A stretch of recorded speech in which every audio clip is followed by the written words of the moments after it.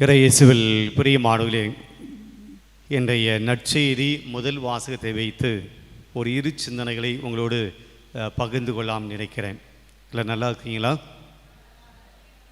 கேட்காம இருந்துக்கலாம் பொழுது. நல்லா இருக்கீங்களா? இந்த வெயிலில் எங்கே ஃபாதர் நல்லா இருக்கும் அப்படின்றீங்களா? கூட்டத்தை பார்க்கும்போதே தெரியுது வெயில் எவ்வளோ கடுமையாக இருக்கிறது. நிறைய பேர் இந்த வெயிலில் பூசைக்கு ஆலயத்துக்கு வர முடியாமல் இருப்பதை பார்க்க முடிகிறது. என்கிட்டயே சில பேர் சொன்னாங்க, ஃபாதர் காலையெல்லாம் வர முடியாது, வெயில் அதிகமாக இருக்குது, நாங்கள்லாம் ஈவினிங் தான் வருவோம். நான் சொன்னேன், ஏதாவது பூசைக்கு வந்தால் சரி தான், காலையில் வந்தாலும் சரி மாலையில் வந்தாலும் சரி, நீங்கள் வந்து ஆண்டுடைய ஆசீர்வாதத்தை பெற்று செல்லுங்கள் சொன்னேன். பிரியமான, இன்றைக்கு முதல் வாசகம் நற்செய்தி வாசகத்திலேருந்து ஒரு 2 காரியங்கள். இன்றைக்கு முதல் வாசகத்தில் 11ஆம் அதிகாரம் 19ஆம் வசனத்திலிருந்து நாம் துவங்கி இருக்கிறோம். முதல் வாசகத்தை இப்படியாக வாசித்தோம். ஸ்தேவானை முன்னிட்டு உண்டான துன்புறுத்தலால் மக்கள் பெனிசியா, சைப்ரஸ், அந்தியோக்கியா வரை சிதறி போயினர். ஸ்தேவானுக்கு என்ன நடந்தது அப்படின்னு நமக்கு தெரியும். என்ன நடந்துச்சு? நானாக தான் நம்பிட்டேனா உங்களுக்கு தெரியும்னு சொல்லி. ஸ்தேவானுக்கு என்ன நடந்தது?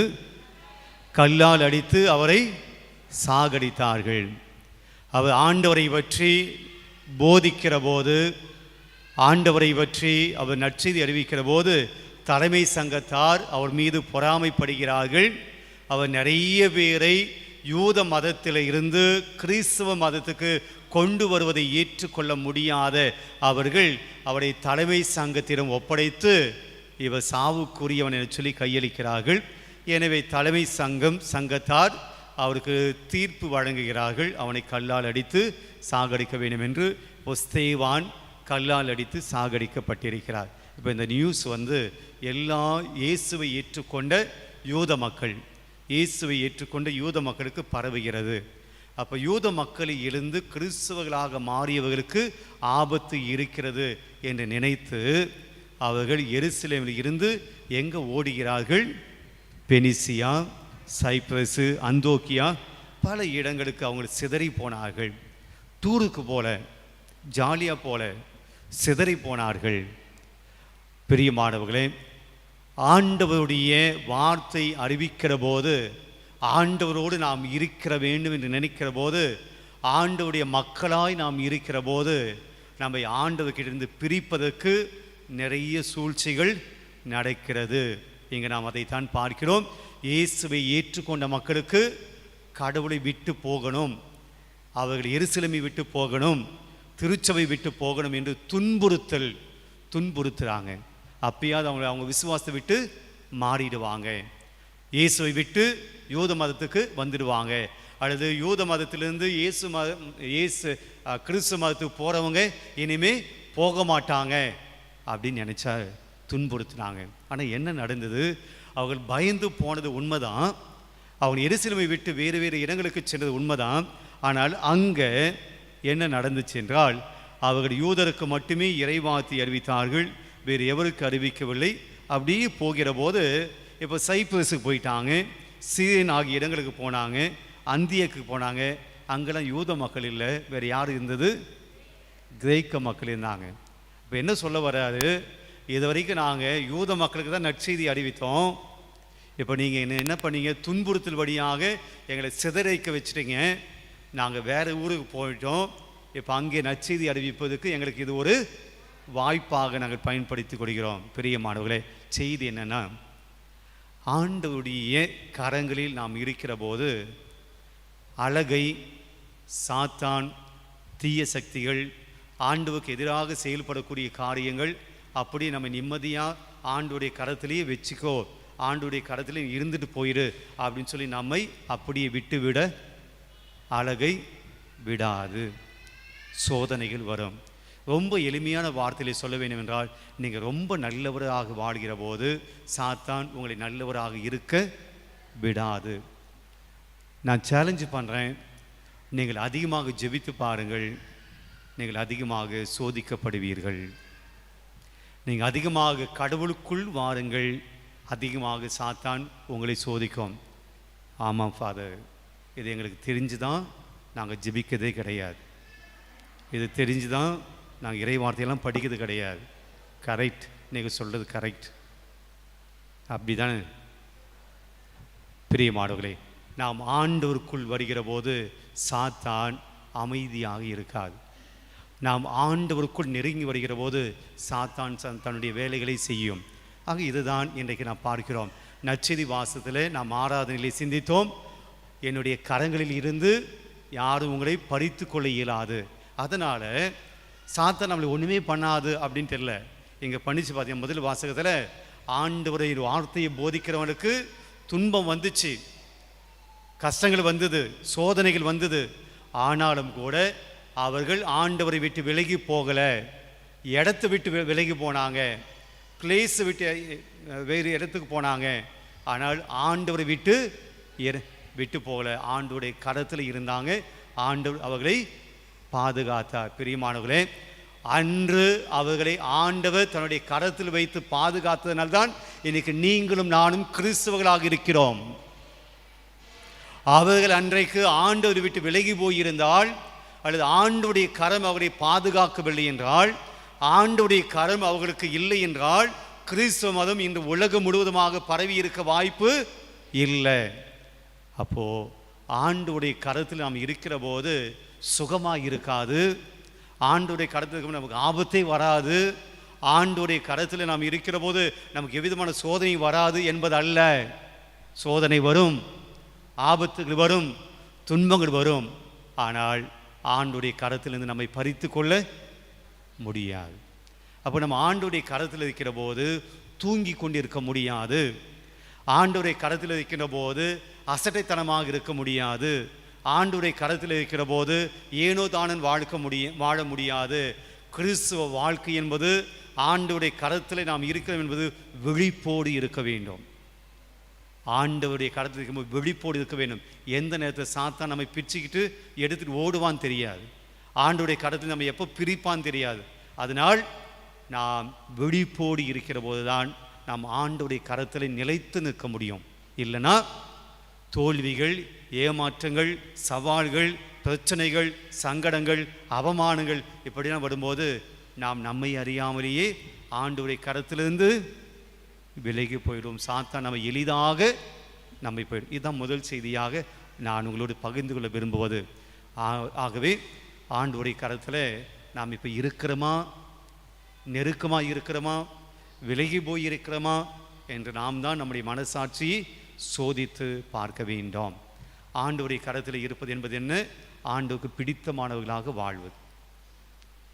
ரெண்டாவது செய்தி தான் இன்றைக்கி மிக முக்கியமான செய்தியாக நான் பார்க்கிறேன். பிரியமானவர்களே, நான் ஆராதனையிலே சொன்னேன், இன்றைக்கி நற்செய்தி வாசகம் எப்படி அமைந்திருக்கிறது. 10ஆம் அதிகாரத்திலிருந்து நாம் வாசித்தோம். 10ஆம் அதிகாரத்தில் முதலில் இயேசு நானே நல்ல ஆயன் அப்படின்னு சொன்னார். ரெண்டாவது நானே வாயில் அப்படின்னு சொன்னார். அதை கேட்ட யூதர்கள் இவனை பைத்தியம் பிடிச்ச போல பேசி கொண்டிருக்கிறான், பேய் பிடித்த போல பேசி கொண்டிருக்கிறான் என்று ஒரு சில பேர் பேசிக்கொள்கிறார்கள். இன்னும் சில பேர் இல்லை இல்லை அவர் சரியாக தான் பேசுகிறார், பேய் பிடித்தவன் இது போல் பேச மாட்டான், பேய் பிடித்தவன் ஒரு பார்வையற்றவனை குணப்படுத்த இயலாது அப்படின்னு சொல்லி 2 பேர் இயேசுவுக்கு அகெயின்ஸ்டாக, இயேசுவுக்கு சப்போர்ட்டாக 2 பேர் இருக்கிறார்கள். அதுக்கு அடுத்த பகுதியாக இன்றைக்கு நான் வாசித்தோம். இன்றைக்கு நான் வாசித்த பகுதியில் என்ன நடக்கிறது? ஒரு சுச்சுவேஷனை யோவான் நற்செய்தியாளர் கொடுக்கிறார். எருசலேம் கோவில் அர்ப்பண விழா நடந்து கொண்டிருக்கிறது. அர்ப்பண விழா, அது என்ன விழா நான் அப்பமா சொல்கிறேன். அர்ப்பண விழா நடந்து கொண்டிருக்கிறது. அது ஒரு குளிர்காலம். கோவிலின் சாலமோன் மண்டபத்தில் இயேசு நடந்து கொண்டு இருந்தார். யூதர்கள் அவரை சூழ்ந்து கொண்டு, இப்போ யூதர்கள் வருகிறார்கள். நேற்று பேய் பிடிச்சவன் அப்படின்னு சொன்னவனும், இல்லை இல்லை நல்லா தான் பேச அப்படின்னு சொன்னவனும் யூதர்கள் எப்போது இயேசுவிடம் வருகிறார்கள். வந்து ஒரு கேள்வி கேட்குறாங்க, இன்னும் எவ்வளவு காலம் நாங்கள் காத்திருக்க வேண்டும்? எதற்கு? அடுத்து நீர் மெஸ்ஸியாவானால் அதை எங்களிடம் வெளிப்படையாக சொல்லிவிடும் என்று கேட்டார்கள். யூத மக்கள் எல்லாருமே மெஸ்ஸியாவுக்காக காத்துட்டு இருந்தாங்க. இது நமக்கு தெரியும். இயேசு வந்தப்போ அவரை மெஸ்ஸியாவாக ஏற்றுக்கலை. மெஸ்ஸியா என்பதை அவர்கள் மிகப்பெரிய ஒரு அரசனாக, மிகப்பெரிய ஒரு தலைவனாக, அவன் இருப்பார் என்று மெஸ்ஸியாவுக்காக எதிர்பார்த்துட்டு இருந்தாங்க. தாவீதின் மரபில் மெஸ்ஸியா வருவார், இதுதான் யூத மக்களுடைய நம்பிக்கை. அப்போ தாவீது எப்படி இருந்தார்? பழைய ஏற்பாட்டில் ரொம்ப சாதுவாக, போருக்களம் போகாமல், படை பலமெல்லாம் இல்லாமல், சண்டையெல்லாம் போடாமல், நாடுகளெல்லாம் கைப்பற்றாமல், தான் உண்டு தான் வேலை உண்டு அப்படி இருந்தாரா?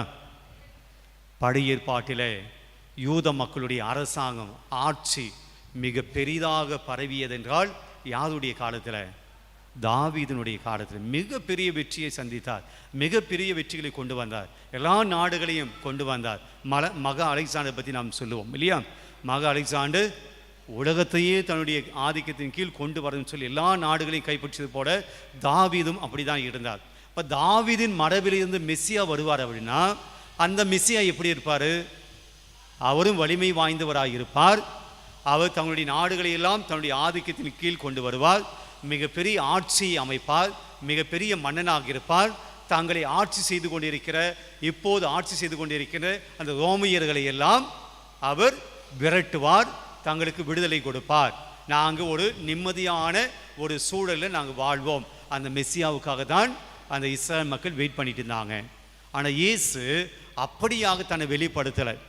ஒரு போர் வீரனாக, போர் செய்யக்கூடியவராக, நாடுகளை கைப்பற்றுபவராக, அரியணையை கைப்பற்றுபவராக, அரியணையில் உட்கார்ந்து ஆட்சி செய்பவராக இயேசு தன்னை வெளிப்படுத்தலை.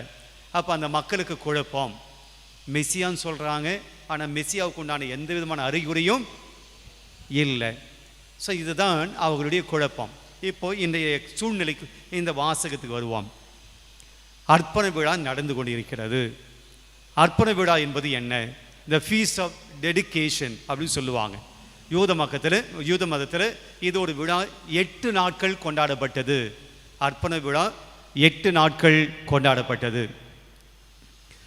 இந்த விழாவினுடைய கான்டெக்ஸ்ட் என்ன, சூழல் என்ன, அல்லது இந்த விழா எப்படி தொடங்கிச்சு? பிரியமானவர்களே, கிறிஸ்து பிறப்பதற்கு முன்பாக, இயேசு பிறப்பதற்கு முன்பாக 165 164 இந்த ஆண்டுகளில் அப்போது எருசலேம் சிரியா நாட்டினுடைய அகதி நாடாக இருந்தது. எருசலேம் யூத மக்களுடைய நாடு. எருசலேம் சிரியா நாட்டுடைய மன்னனுடைய கண்ட்ரோலில் இருந்தது. 165ஆம் ஆண்டு, இயேசு பிறப்பதற்கு முன்னாடி 165ஆம் ஆண்டில் மக்கபேயர், நம்முடைய விவிலியத்தில் பழைய ஏற்பாட்டில் கடைசி புத்தகமாக, புதிய ஏற்பாட்டுக்கு முன்னாடி இருக்கக்கூடிய பழைய ஏற்பாட்டு புத்தகங்கள் 1 மக்கபேயர் 2 மக்கபேயர். அவர்கள் மக்கபேயர் யூதா என்று சொல்லக்கூடியவர் எருசலேமை கைப்பற்றுகிறார். யார்கிட்டேருந்து? ஒருத்தர் விதம் கவனிக்கிறீங்களோ? மற்றெல்லாம் பசி மயக்கத்தில் இருக்கிறீங்களோ? ஓகே. சிரியா நாட்டினுடைய அந்த மன்னனிடமிருந்து மக்கபேயர் யூதா கைப்பற்றுகிறார். இயேசு பிறப்பதற்கு முன்னாடி 165 64 ஆண்டுகளில் சிரியா விட்டுட்டு, எருசலேமை விட்டுட்டு போகிறார்கள். இப்போ மக்கபேயர் யூதர்கள், யூத மக்கள், அவங்களுடைய எருசலேம் அவங்க கண்ட்ரோலில் வந்துடுச்சு. இப்போது அந்த தங்களுடைய கண்ட்ரோலில் வந்த உடனே அவங்க என்ன செய்கிறாங்க? முதல்ல கோவிலை சுத்தப்படுத்துகிறார்கள். சிரியா நாட்டு மன்னன் எருசலேமை தன்னுடைய ஆதிக்கத்தின் கீழ் வைத்திருந்த போது எருசலேம் கோயிலை எப்படியாக வைத்திருந்தான் அப்படி தெரிஞ்சா இவங்க ஏன் அந்த கோயிலை சுத்தப்படுத்தினாங்க என்பதுக்கு நமக்கு ரீசன் தெரியும். இந்த சிரிய நாட்டு மன்னன், சிரிய நாட்டு மக்கள், அந்த நாட்டுடைய அரசன் யூதர்கள் அல்ல, அவருடைய ஆவே கடவுளை வழிபடுவர்கள் அல்ல, அவர்கள் ஜேயூஸ் என்ற கடவுளை வழிபடுகிறவர்கள் அல்லது வேற்று தெய்வத்தை வழிபடுகிறவர்கள். என்னென்ன செஞ்சாங்க? முதல்ல அவர்கள் எருசலேமை கைப்பற்றிய உடனே எருசலேம் ஆலயத்தில் இருந்த விலை உயர்ந்த பொருட்களை எல்லாம் அவர்கள் எடுத்து கொண்டார்கள், திருடி கொண்டார்கள். இப்போ நம்ம ஆலயத்தை போல் எல்லாமே சிமெண்ட்டில், அதிகபட்சமாக டைல்ஸில், மார்பிள்ஸில் நாம் கட்டியிருப்போம். அவர்கள் பல விஷயங்களை தங்க முலாம் பூசிய அவற்றால் கட்டினார்கள். அதனால் அவர்கள் அதையெல்லாம் எடுத்து கொண்டார்கள். அவர்கள் பலிபீடத்தில் பயன்படுத்தப்பட்ட பொருட்கள் எல்லாம் தங்கத்தினால் ஆனவை, அதையெல்லாம் அவர்கள் எடுத்து கொண்டார்கள். ஒன்று. ரெண்டாவது, திருச்சட்ட நூல்களை எல்லாம் எரித்தார்கள். பைபிள், பூச புத்தகம், இதுபோல அவர்கள் வைத்திருந்த திருச்சட்ட நூல், இறைவாக்கிய நூல், இதெல்லாம் கடவுளுடைய வார்த்தை அடங்கிய நூல்களை எல்லாம் எரித்தார்கள். 2. இதெல்லாம் யார் செஞ்சது? பாயிண்டே விட்டீங்களே. மக்கபேயரா? சிரியா நாட்டு மன்னன், வேறு நாட்டு மன்னன். 3வது என்ன செய்தான்? அவர்கள் அந்த நாட்டில் யாராவது விருத்த சேதனம் செய்தால், விருத்த சேதனம் என்றால் ஒரு குழந்தை பிறந்த உடனே அவன் யூத மதத்தை சார்ந்தவன். இயேசு விருத்த சேதனம் செஞ்சார் இல்லையா? அதுபோல் குழந்தை பிறந்த உடனே ஆண் குழந்தை விருத்த சேதனம் செய்வார்கள். அது ஒரு சடங்கு. அது செய்தால் அவன் யூத மதத்தை தழுவ முடியும். நாமளே ஞானஸ்தானம் எடுக்கிறது இல்லையா குழந்தையில, அதுபோல் விருத்த சேதனம். ஆக சிறிய மன்னன் சொன்னான், இனிமேல் யாராவது விருத்த சேதனம் செய்தால் அந்த தாயும் அந்த குழந்தையும் சிலுவையிலே அறையப்படுவார்கள். அப்போ என்ன அர்த்தம்னா, அவர் யூத மதத்தை தழுவக்கூடாது. 3வது. 4வது, அந்த ஆலயத்தில் விபச்சாரம் நடைபெற்றது. ப்ராஸ்டிடியூட், விபச்சாரம் நடைபெற்றது. 5வதாக, அவர்கள் பலிப்பீடத்தில் கடவுளுக்காக பலி செலுத்த வேண்டிய அந்த இடத்துல யூத மக்களுக்கு பிடிக்காத, யூத மக்கள் அருவருக்கக்கூடிய பன்றியை அவர்கள் வெட்டி பலியிட்டார்கள். ஆக இதெல்லாம் யூத மக்கள் பரிசுத்தமாய் நினைத்திருந்த அந்த ஆலயத்திலே நடந்துச்சு. இப்போ மக்கபேய யூதா அந்த கோவிலை மீட்கிறார், அந்த நாட்டை மீட்கிறார். அப்போ கோயில் எப்படி கிடக்குது? கோயில் போல இல்லை. அப்போ முதல்ல அவர் செஞ்சது என்ன? கோவிலை சுத்தப்படுத்துகிறார். அந்த சுத்தப்படுத்திய அந்த நிகழ்வை தான் இயேசு இருந்தப்போ என்ன விழாவாக கொண்டாடினார்கள்? த ஃபீஸ்ட் ஆஃப் டெடிகேஷன், அர்ப்பண விழா. அதை திருப்பியும் புதுசாக மாற்றி, அதை திருப்பியும் சுத்தப்படுத்தி அந்த கோயிலை ஆண்டவருக்கு அர்ப்பணித்தார்கள். அது 8 நாள் கொண்டாடினாங்க. அந்த விழா தான் இப்போது நடந்து நிற்கு. இயேசு என்ன பண்ணுறாரு? வாக்கிங் போய் நிற்கிறார், நடந்து கொண்டிருக்கிறார். அப்போது யூத மக்கள் வருகிறார்கள். வந்து என்ன கேள்வி கேட்குறாங்க? நீர் தான் மெசியா என்றால் சொல்லிடுங்க, நாங்கள் எத்தனை நாட்கள் காத்து கொண்டிருப்பது? இஸ்ராயல் மக்கள் மெசியாவுக்காக காத்துட்டு இருந்தாங்க. நான் ஏற்கனவே சொன்னேன், அந்த மெசியா எப்படி இருக்கணும்? அரசனாகணும், பலம் வாய்ந்தவனாகணும், போர் தொடுக்கணும், நம்ம நாட்டை ரோமை ஆட்சியிலிருந்து மீட்கணும். ஆனால் நீங்கள் அது போல் பண்ண மாட்டீங்க. ஆனால் மெசியான்னு சொல்லிக்கிறாங்க. உண்மையிலே நீ மெசியா தான் சொல்லுங்க. அப்போ தான் இயேசு சொல்கிறாரு, நான் ஏற்கனவே சொல்லிட்டேன், நீங்கள் தான் நம்பலை. பிரியமானவர்களே, இங்கே தான் நாம் கவனிக்க வேண்டிய விஷயம். அவங்க மெஸ்ஸியாவை எப்படி எதிர்பார்த்தாங்க? அரசனாக எதிர்பார்த்தாங்க. ஆனால் இயேசு சொல்கிறார், நான் ஏற்கனவே சொல்லிட்டேன், நான் தான் மெஸ்ஸியான்னு சொல்லிட்டேன் அப்படின்னு சொல்கிறாரு. ஆனால் இவங்க நினைக்கிற போல இயேசு அங்கே இல்லை. அப்போ இயேசு மெஸ்ஸியாவாக நினச்சிருந்தது வேற. அவர் நாட்டினுடைய அடிமைத்தனத்திலிருந்து மீட்கக்கூடிய மெஸ்ஸியா இல்லை, பாவத்திலிருந்து நம்மை மீட்கக்கூடிய மெஸ்ஸியாவாக வந்திருக்கிறார். அப்போ 2 விதமான புரிதல் இல்லையா? இவங்க நினைக்கக்கூடிய மெஸ்ஸியா ஒரு அரசன், ஆனால் இயேசு நினைக்கக்கூடிய மெஸ்ஸியா மீட்பர், நம்மை பாவத்திலிருந்து மீட்கக்கூடியவர். இதோடு நான் நிப்பாட்டிக்கிறேன். ஒரே இயேசு, ஒரே மெஸ்ஸியா தான். இவங்க இயேசுவை புரிஞ்சுக்கிட்டது வேற, இயேசுனுடைய புரிதல் வேறு. நாம் இயேசுவை எப்படி புரிந்து வைத்திருக்கிறோம்? பல பேர் நமக்குள்ள நம்முடைய விருப்பத்துக்கு ஏற்றாற் போல் இயேசுவை நினைத்து கொண்டிருக்கிறோம். இந்த இயேசு என் விருப்பத்தின்படி இருக்க வேண்டும் என்று நாம் முடிவு செய்திருக்கிறோம். அந்த யூதர்கள் முடிவு செஞ்சது போல மெஸ்ஸியான அரசனாக இருக்கணும். நாமும் கூட பல சமயத்தில் அந்த மக்களை போல் தானே இருக்கிறோம். நான் வணங்கக்கூடிய இயேசு எப்படி இருக்கணும்? எனக்கு எப்பவுமே உதவி பண்ணணும். நான் வணங்கக்கூடிய இயேசு எப்படி இருக்கணும்? நான் ஜெபிக்கும் போதெல்லாம் எனக்கு கொடுத்துடணும். நான் வணங்கக்கூடிய இயேசு எப்படி இருக்கணும்? நான் ஜெபிக்கிறதெல்லாம் எனக்கு தந்துடணும். என் விருப்பத்தை எல்லாம் நிறைவு செய்கிற இயேசு தான் எனக்கு வேண்டும். நான் எதிர்பார்க்க இயேசு, நான் எதிர்பார்ப்பது போல் இயேசு இருக்க வேண்டும். ஆனால் இங்கே இயேசு சொல்கிறது என்ன? நீ நினைக்கிற போல இயேசு நான் கிடையாது. நான் பாவத்தை மீட்க வந்த மெஸ்ஸியா. நான் இருப்பது போல நீங்கள் ஏற்றுக்கணும். இன்றைக்கி நாம் யோசித்து பார்ப்போம். இயேசுடைய விருப்பத்துக்கு ஏற்றாற் போல நாம் இயேசுவை ஏற்றுக்கிட்டு இருக்கிறோமா? என்னுடைய விருப்பத்துக்கு ஏற்றாற் போல நான் இயேசுவை மாற்றிக்கிட்டோமா? இதுதான் செய்தி. பல பேர் நம்மள நம்முடைய விருப்பத்துக்கு ஏற்றாற்போல் இயேசு இருக்க வேண்டும். அவரை நான் வணங்குறேன், துன்பம் இல்லை. அவரை நான் வணங்குறேன், என் வாழ்க்கையில் கஷ்டம் வரக்கூடாது. நான் அவர்கிட்ட ஜெபிக்கிறேன், என் வாழ்க்கையில் துன்பம் வரக்கூடாது, பிரச்சனை வரக்கூடாது. இந்த இயேசு தான் நமக்கு பிடிக்கும். ஆனால் இங்கே ஒரு இயேசு இருக்கிறார் மேலே. அந்த இயேசு சிலுவை சுமக்க சொல்கிறார். என் சீடனாக இருந்தால் சிலுவை சுமந்துவார். என் சீடனாக இருந்தால் உன் சிலுவைகளை ஏற்றுக்கொள், துன்பங்களை சவால்களை ஏற்றுக்கொள். இந்த இயேசுவை நமக்கு பிடிக்க மாட்டேங்குது. வாழ்க்கையில் கஷ்டம் வந்தால் இயேசு நம்ம வெறுக்கிறோம். இந்த இயேசுக்கிட்ட ஜபம் பண்ணி பிரயோஜனம் இல்லை, ஜபம் பண்ணாலும் இந்த இயேசு கேட்க மாட்டாரு என்று சொல்லி இயேசுவின் மீது நம்ம கோபப்படுகிறோம். பிரியமானவர்களே, நாம் நம்முடைய மனதுக்குள் வைத்திருக்கக்கூடிய இயேசு யார்? சரியான இயேசுவா அல்லது தவறான புரிதல் உள்ள இயேசுவா? இன்னைக்கு ஆண்டவர் சொல்கிறார், என்னை பற்றி நீ சரியா புரிஞ்சுக்கோ.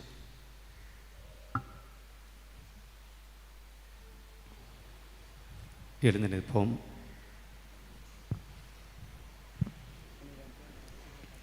இறைவனின் அன்புக்கு பாத்திரமான புனித அந்தோணியாரே, இறைவனின் பேரிரக்கத்தை இறை மக்கள் அனைவரும் நாடி என்றும் நன்றி உள்ளவர்களாய் வாழ.